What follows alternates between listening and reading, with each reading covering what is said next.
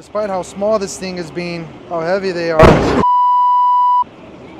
Oh my God, that scared the me. I'm gonna bleep that out because that scared me. Dude, I got that on video. No way, you got it?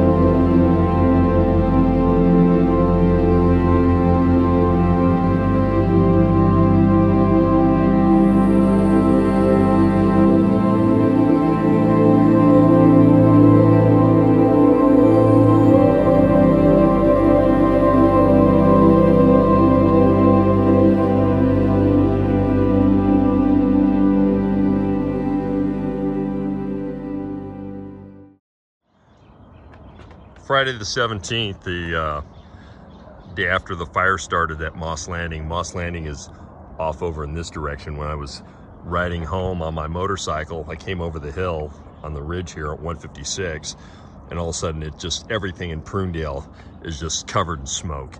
And if you go up that way towards San Miguel Canyon and all in that direction, that's where the winds seem to be blowing the plume in that general direction. It's all going over the farmlands. And I don't know if they've got strawberries in the ground right now.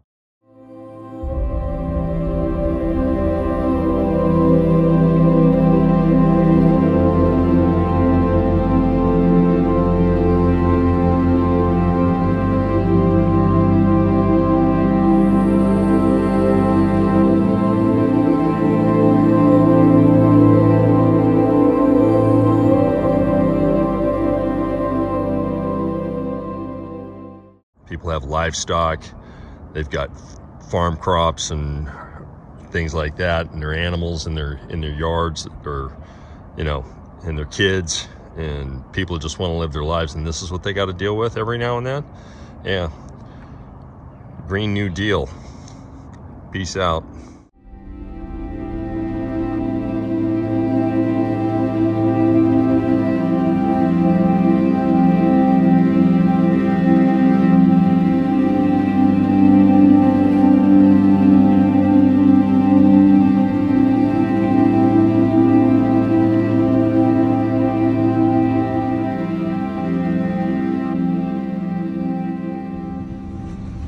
Tesla pulling an actual boat to start a spark. No, she said she went into they were just dropping off jet skis, and then. For everybody that wondered what happens to a Tesla when it enters the water, we got some underwater fireworks going on right here. Look at that.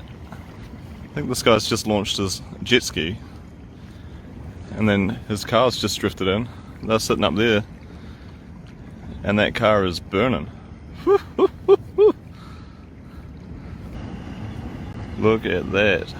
There's a fire underwater. There's a lot of battery power. Poor buggers. Whew, that smells nasty. Look at this. This is like 10 minutes later, this is still burning underwater. I can't wait to buy one of these and then drive it into the ocean. We're gonna have some barbecue catfish. Fortunately, the firefighters have come to put the fire out with water. Nope.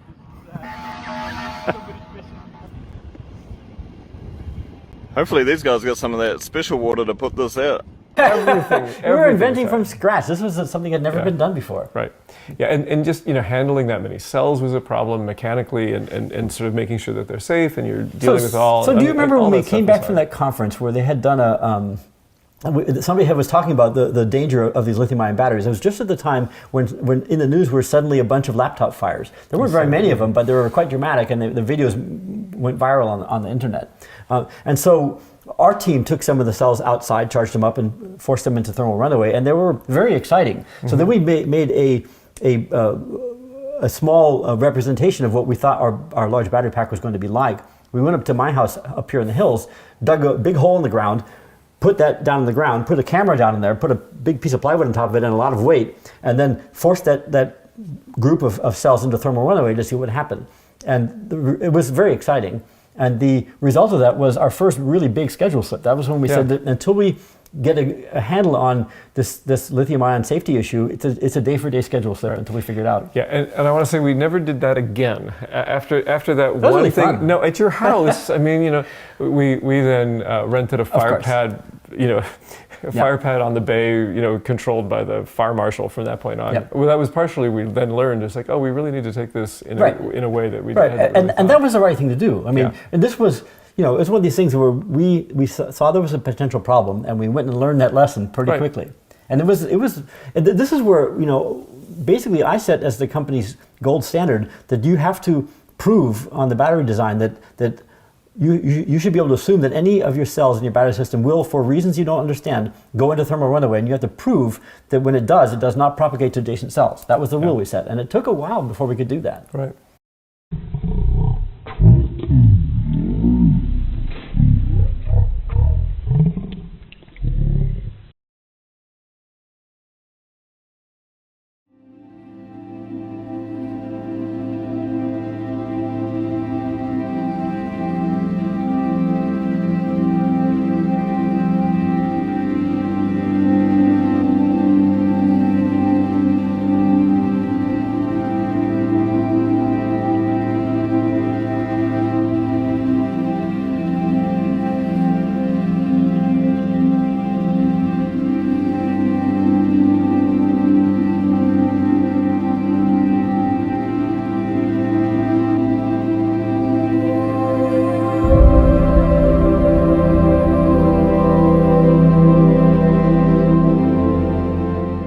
crash happened on Hampton Road near King Avenue shortly after 3 in the morning. The Cybertruck ended up wedged between a tree and a retaining wall and burst into flames. An iPhone inside the Cybertruck alerted police to the wreck, as did a caller. When we arrived, the flames were about twice the height of the car. Our camera spotted this young man in the back of an ambulance, but not hurt. 2 people came up who seemed to be his parents. They hugged. We've learned the young man had come across the crash after leaving from the same function as those in the Cybertruck. He was able to pull the only survivor out of the Tesla. If you push this button, it'll open. That's the normal. But if we have an electrical failure, they actually give you a manual release right here. You just pull it up. This actually manually opens the doors, and that is on the front doors, but for some reason not on the back door. And that's just how Tesla did it. Verona car crash that left 5 people dead Friday evening. The crash happened on Range Trail just north of Sunset Drive in the town of Verona. 5 people were in the red 2016 Model S Tesla when the car crashed into the tree and caught on fire. 1 man was from Belleville, another 2 victims were from Crandon, and the last 2 victims were from Brooklyn Park, Minnesota. We do have sound from dispatchers who were responding to the incident. All I know is vehicle versus a tree. And now they're saying that there's large flames, and the caller can hear screaming and people yelling to get out. 4 people are dead tonight after an electric vehicle crashed and burst into flames along the lakeshore. And the heroic actions of a few witnesses may have stopped the death count from climbing to 5. It was definitely in the whole front end of the vehicle was on fire. Flames were shooting 6 feet into the air as a group of men were trying to break the windows on the burning Tesla. Rick, a truck driver with Canada Post, tells me he arrived just moments after the crash happened. Somebody was screaming they needed a bar because these 4 or 5 guys were pounding against the window with their hands. So I grabbed a bar out of my truck. I took a few swings at the window, then I passed it on to a younger guy. He finished the window, and the girl came, right out. Police say 4 people perished inside the vehicle, 2 men and 2 women believed to be in their 20s and 30s. The woman who survived suffered some injuries but is expected to make a full recovery. It's believed the Tesla was traveling eastbound on Lakeshore near Cherry Street at a high rate of speed when the vehicle lost control and slammed into the guardrail and a cement pillar. The impact was so intense, a battery burst into flames. The volume of water required to safely extinguish an electrical vehicle fire is exponentially greater than a typical car fire with gasoline. Toronto's deputy fire chief also says another battery was ejected from the Tesla and had to be carefully removed from the scene. We worked with Transportation Services, Solid Waste and Parks and Recreation to arrange for a dumpster to arrive where the Toronto Fire Service placed the ejected cell into the dumpster, covered it with sand. One of the concerns that we do have with these types of issues is thermal runaway and the fact that these can reignite for up to weeks and weeks later. Following the fire has been rekindled at the Moss Landing battery plant tonight, sending smoke into the air and fear into people who live nearby. A lot of fear, for sure. Action News 8 reporter Zoe Hunt is live there right now. So, Zoe, give us the latest. The flames seem to be more pronounced than they were just a few minutes ago. Fire officials say they can't get close to it. Just like last month, they're going to have to let this burn. And the fact that these can reignite for up to weeks and weeks later. Investigators spent many hours reconstructing the crash. I'm told they do have some CCTV footage to work with, and what's left of the Tesla has now been towed away for a full forensic investigation. Certainly the intensity of the fire is directly linked to the battery cells in the Tesla, but I want to be very clear, we have all attended collisions where we've had horrible car fires as well that are gasoline powered. So I don't want to suggest or comment until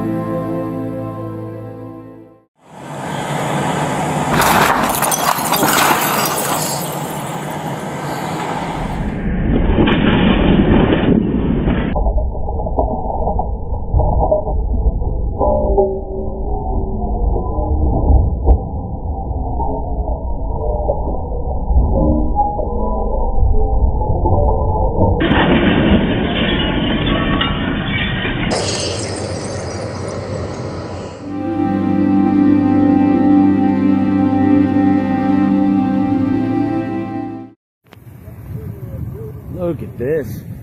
Fire fire's been going for 20 minutes. 3 explosions, gas tank, buildings caving in on the southeast side. Boom, another one. Another one went on deep on the inside. There's fire from it. Boom! I got it.